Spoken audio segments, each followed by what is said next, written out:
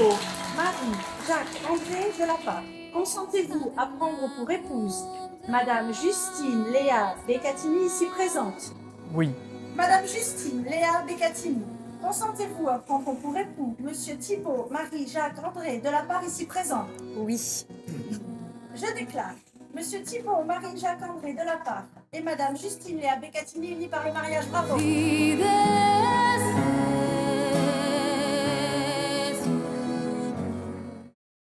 Bonjour à tous. Donc, vous l'avez sûrement compris avec cette introduction, on est tout simplement là pour parler de tout le drama autour du mariage de Thibaut InShape et de JujuFitCat.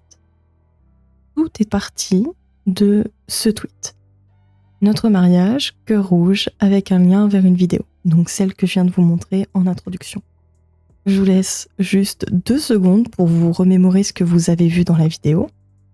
Et prenez 2 minutes, écrivez en commentaire ce que ça vous a évoqué. Je suis très curieuse de le savoir.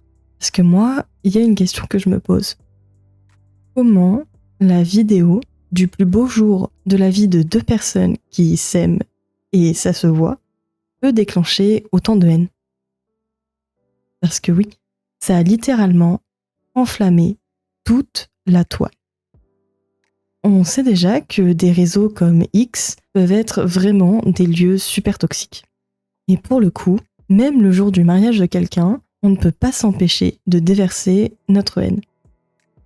Vous connaissez sûrement ce youtubeur Thibaut InShape, c'est le premier youtubeur de France. Avec bientôt 27 millions d'abonnés, il a littéralement écrasé Squeezie.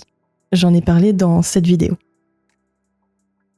Thibaut InShape s'est marié avec JujuFitCat. Je me suis tapé des heures et des heures de threads et de commentaires complètement désobligeants, en passant par les commentaires de la vidéo YouTube de leur mariage et par des articles de presse. Et franchement, j'avais juste envie de vomir. Je vais éviter de tourner autour du pot. Mon avis, sans langue de bois, c'est que la toxicité d'Internet commence sérieusement à me rendre folle. Essayons de regarder tout ça la tête froide. Le 15 août 2025, Thibaut InShape, géant du fitness et premier youtubeur de France, poste donc ce tweet que je vous ai montré. On sait qu'ils se sont fiancés en 2022, après ce fameux concours Miss Shape, où JujuFitCat a donc gagné. C'est une histoire d'amour assez moderne, comme on en voit beaucoup aujourd'hui. Après tout, combien de personnes actuellement se sont rencontrées via les applications de rencontres? Bon, moi j'ai l'impression que c'est un peu pareil pour le coup. Bref, comme vous avez pu le voir, Juju est en robe blanche à fleurs, Thibaut en costume décontracté. Je vous mets la vidéo dans la description comme d'habitude, vous pourrez aller la voir. Bon, honnêtement, c'est super touchant. Et honnêtement, moi j'ai trouvé ça quand même assez sympa. Bon, je veux dire qu'on aime bien Thibaut ou pas, c'est vrai que c'est une personnalité qui est assez clivante aujourd'hui. Là, c'était quand même un mariage, une occasion d'apaiser un peu les tensions ou au moins de se regrouper autour de quelque chose dont on a envie, dont on a tous besoin, l'amour. Mais bon, attendez parce que c'est parti en vrille direct dans les commentaires. Tout le monde s'en est mêlé. Beaucoup de commentaires le démontent simplement. On a cet utilisateur, moitié blanc beurre demi-crémé, qui dit « Je suis mort, Thibaut InShape, il a fait une vidéo sur son mariage, c'est une dinguerie de faire passer son mariage en frais de société. » Bon, j'imagine que moitié blanc beurre demi-écrémé a dû avoir un accès direct aux factures du coup. On verra ça un peu plus tard. Évidemment, ni une ni deux, la twittosphère s'est emballée et tout le monde a repris cette rumeur et en a fait quelque chose de vrai. Par exemple, cette utilisatrice, ce génie, qui dit « Faire du business avec son mariage, dommage ». Antoine de France qui dit « J'ai lu aujourd'hui qu'il s'agissait d'un mariage stérile. Si c'est le cas, c'est pathétique. » Mais ça va pas. Je veux dire, je ne comprends vraiment pas à quel degré de haine on peut en arriver pour tweeter des choses pareilles. Bref, et des tweets comme ça, il y en a plein. Et je vous épargne les tweets qui parlent de la robe de JujuFitCat, en la traitant littéralement de tous les noms. Voilà, je peux pas le dire parce que sinon je vais me faire striker. En la traitant de tous les noms parce qu'elle est habillée comme ça. Et il y a 2 commentaires dont je voulais vous parler. Et celui-ci, au nom des gens heureux, vit un commentaire de haine, où je trouve que c'est totalement vrai. Je trouve que c'est vraiment de plus en plus le cas sur X. Et franchement, je suis saoulée. À la base, j'ai installé X pour essayer de faire un peu de pub à mon contenu. Et franchement, je ne supporte pas tout ce qui se passe sur ce réseau. Non seulement je ne supporte pas, mais en plus je ne comprends pas. C'est-à-dire qu'il y a eu 11,5 millions de vues, il y a eu 676 commentaires, et sur les 676 commentaires, je vous mettrai le lien en description si vous voulez aller voir, la plupart des commentaires, la grande majorité, c'est vraiment de la haine en barre. Et de la haine injustifiée sur des rumeurs infondées ou sur l'habillement de l'un ou de l'autre. Ça ne s'arrête pas. Et le deuxième commentaire que je voulais vous partager, qui pour moi est le meilleur commentaire, c'est After qui dit « C'est fou la jalousie des gens, il a trouvé sa copine en faisant un concours et il est numéro 1 en France sur YouTube grâce à des vidéos courtes et sa copine est en robe courte à son mariage et on s'en fout, il fait ce qu'il veut. » Oui, exactement, il fait ce qu'il veut. Beaucoup lui ont reproché aussi de mettre en ligne la vidéo de son mariage, mais c'est pareil, ce sont des youtubeurs, c'est leur métier, ça ne regarde personne, tu ne veux pas voir ça, tu ne cliques pas, tout simplement, personne ne te met un couteau sous la gorge pour que tu ailles cliquer. Au niveau de leur vie intime, le fait qu'il ait trouvé sa copine en faisant un concours, qu'il soit numéro 1 sur YouTube grâce à des shorts, franchement, je trouve que ça devient ridicule. L'homme de la rue avait trouvé la mère de son enfant en consultant son agenda, ça en dit long, et ce que je dis peut être vérifié dans le propre livre écrit par Delarue himself. Le rapport, quel est le rapport? Franchement, ça n'a rien à voir. Vraiment, ça n'a rien à voir. Et j'ai remarqué que sur ce réseau, les gens ont tellement juste besoin, en fait, d'évacuer leur frustration, que du coup, ils font des liens entre tout et n'importe quoi, juste pour avoir matière à rager. Bon, passons à autre chose. Donc, une des choses, comme je vous le disais, qui a le plus buzzé, c'est le fait que Thibaut est accusé d'avoir fait passer son mariage en frais de société. Donc lui, il a tout simplement répondu « Notre mariage a été payé 100% avec notre argent perso ». Thibaut, c'est quand même quelqu'un qui a énormément travaillé. Si vous voulez en savoir plus d'ailleurs, j'avais prévu de faire une petite vidéo sur lui, je sais pas encore si je vais la faire. Ce sera un format long où je vais vraiment explorer un peu comment il est devenu riche, comment il a réussi à s'en sortir. Vraiment, on va explorer tout ça. Alors dites-moi en commentaire si vous êtes chaud pour cette vidéo. Ça m'aidera peut-être à me décider à la faire. Le truc, c'est que il y a tellement de choses aujourd'hui qui passent en frais de société pour plein de trucs et pourtant personne ne va autant crier. Mais là, vu que c'est Thibaut InShape, c'est un peu l'indignation à deux vitesses. Je trouve vraiment que X, c'est devenu en fait ou tout l'un ou tout l'autre. Les gens sont juste dans les extrêmes et ils en deviennent la face d'une même pièce. C'est juste des arguments opposés, mais sinon c'est les mêmes comportements, les mêmes insultes. Ça devient vraiment très triste. J'ai pas d'autres mots. Ça devient très triste. Bref. L'histoire entre JujuFitCat et Thibaut InShape dure quand même depuis 2017. Et franchement, ils ont toujours été assez transparents avec leur communauté.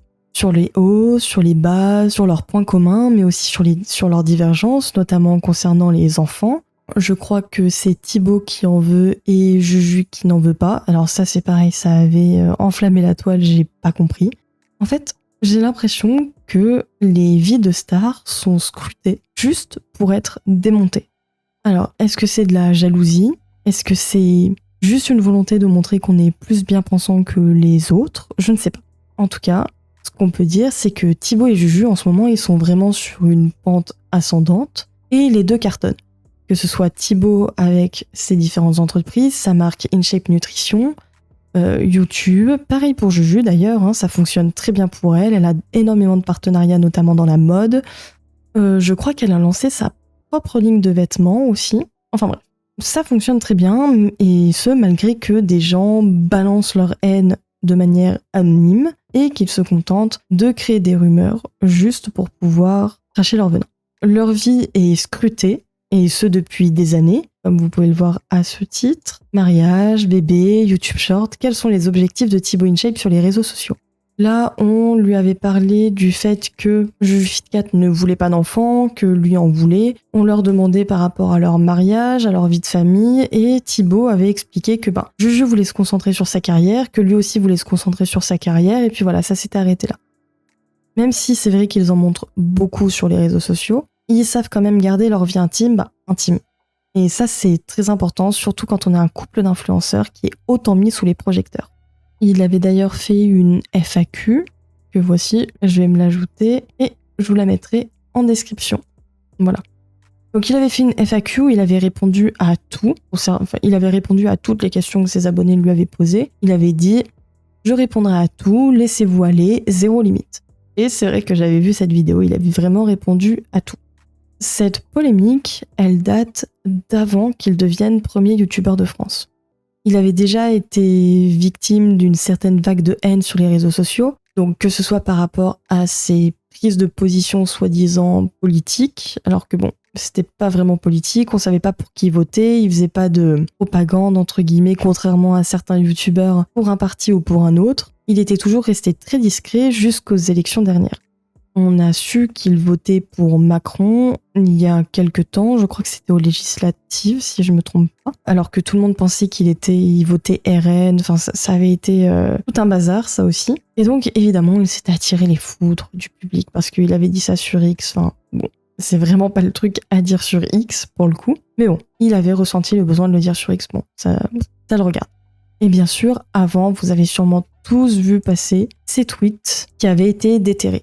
Donc des tweets qui datent de 2009 pour le plus vieux, donc le 4 avril 2009 où il avait dit « Où réside l'intérêt de pondre une population massive alors qu'on sait pertinemment qu'on ne pourra ni la soigner, ni l'éduquer, et qu'elle ne pourra croître qu'en parasitant toutes les autres espèces ?» Alors, les autres, j'ai compris ce qui pouvait lui être reproché, mais celle-là, j'ai pas compris. Ça, c'est quelque chose que l'extrême gauche disait déjà en fait, que ce soit côté écologiste, il me semble. Donc j'ai pas trop compris du coup ce que des médias comme Libération, qui tiennent eux-mêmes ce genre de discours, pouvaient lui reprocher là-dessus. Franchement, si vous avez la réponse, n'hésitez pas à me le dire. Le 29 novembre 2009, il avait dit Toulouse et son mélange de culture. Et les deux autres, je peux pas le dire, je suis pas sûre que ça passe sur YouTube. Comme je vous ai dit, j'ai pas du tout envie de me faire striker alors que je viens de commencer. D'ailleurs, abonnez-vous, likez, partagez et commentez, s'il vous plaît. Vous êtes 99% à regarder mes vidéos sans être abonné ou sans réagir. Et je vous avoue que ça m'aiderait énormément à faire grandir cette chaîne. Donc, merci d'avance à tous ceux qui le feront. Merci à ceux qui se sont déjà abonnés, qui continuent à commenter, à regarder mes vidéos et à me mettre des pouces. C'est très gentil. Donc ça, c'est le livre dont je vous parlais. C'est Bernard Werber, La Révolution des fourmis. Vous voyez, je vous ai surligné la phrase, elle est juste là. Et donc, par rapport à tout ça, lui, il s'était expliqué. Donc, une première fois, il avait dit que c'était quelqu'un qui avait fait des montages. Et après, il était passé en interview chez Enjoy Phoenix, qui à l'époque avait vraiment le vent en poupe. Et il avait dit ceci pour se justifier. Simplement, c'était en école de commerce, parce que ça remonte à 2013. Et en fait, c'était souvent, on avait des interclasses. Et pour les interclasses, on part en fait de l'école, on part de cours, et il y en a qui restent en cours. Et en fait, on s'amusait à se pirater les Facebook à l'époque. Okay. Et à se pirater tout simplement. Et du coup, j'avais pas. C'est vrai que j'ai un humour un peu noir. Enfin, j'aime bien les blagues noires, un peu le blague noir, ça veut dire. J'aime bien les blagues un peu à humour noir. Okay. Et tu vois, à l'époque, ça m'avait pas choqué. Et même mes potes, c'est mes potes, tu vois. Donc je m'en fous s'ils mettent des trucs, s'ils mettent des statuts pseudo controversés sur mon Facebook à l'époque. Je m'en foutais. J'avais pas d'image, j'avais pas de vidéo YouTube. Thibaut Inchep, ça n'existait pas, donc je m'en foutais. Et puis les années passées, et là j'ai commencé entre guillemets à avoir un peu plus de notoriété. Et là, c'est vrai qu'il y a ces statuts-là que mes potes avaient écrit du coup il y a 5 ans. C'est ressorti. Et comment dire sur Twitter que c'est des potes à moi qui se sont amusés en école de commerce à écrire ça? Alors, on y croit ou on n'y croit pas. Ça regardera tout à chacun. Moi, ce que je note, c'est que ces tweets-là ont été déterrés des années après. Donc oui, il y en a qui peuvent être problématiques, notamment ces deux-là quand même. Mais je comprends pas que ça justifie le fait d'aller harceler des gens alors qu'ils vivent un moment qui est quand même très heureux. Et encore une fois, le plus beau jour de leur vie. Je peux vous assurer que moi, mon mariage, encore une fois, ça a été vraiment un des plus beaux jours de ma vie. Et j'aurais vraiment pas aimé que des gens viennent me harceler comme ça. J'aurais même pas compris en fait l'intérêt. Franchement, quand on les regarde, on voit quand même qu'ils sont vachement heureux. Donc, si vous faites partie des gens qui sont allés mettre des commentaires, expliquez-moi l'intérêt de faire ça. Ou si vous comprenez les gens qui ont fait ça, mais vraiment, expliquez-moi. Je ne comprends absolument pas que ça puisse déchaîner autant de violence. C'est vrai qu'il a pu avoir des positions qui semblent problématiques, il a été notamment pas mal critiqué, donc pour les tweets que je vous ai montrés, mais aussi pour sa vidéo sur le SNU avec, c'était Gabriel Attal à l'époque. Mais bon, cette vidéo-là, c'était pour promouvoir aussi le sport, la motivation. Il avait fait plein de vidéos pour faire découvrir plusieurs métiers sportifs. Moi, j'avais trouvé ça super positif comme format. Qu'on soit d'accord ou pas politiquement avec, franchement, ça a inspiré énormément de personnes. Je connais plus d'une personne qui s'est mise au sport et qui a eu une meilleure santé grâce à Thibaut InShape. Et ça, mine de rien, c'est pas rien. Surtout que dans ces vidéos-là, il exprimait pas du tout d'avis politique.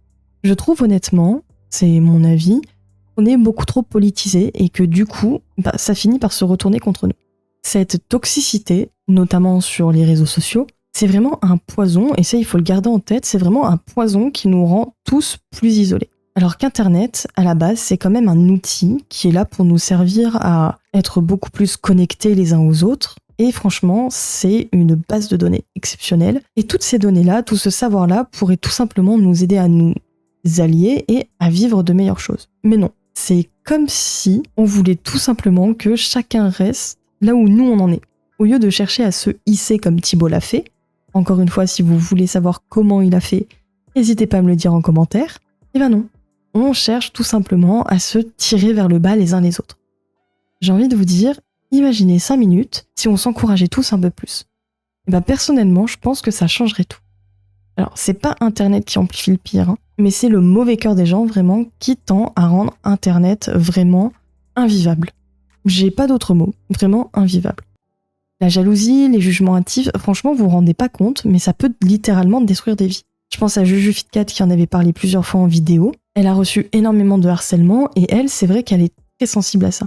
Internet, c'est pas la vraie vie. Par contre, ça a des répercussions dans la vraie vie. Et ça, je pense qu'il faut vraiment qu'on se responsabilise tous à ce niveau-là. Bon, en tout cas, n'hésitez pas à me dire ce que vous en pensez. Commentez en bas. Petit rappel, likez si vous voulez plus de reacts comme ça aussi. Et abonnez-vous pour ne rien rater. Je vous laisse là-dessus avec un dernier petit rappel.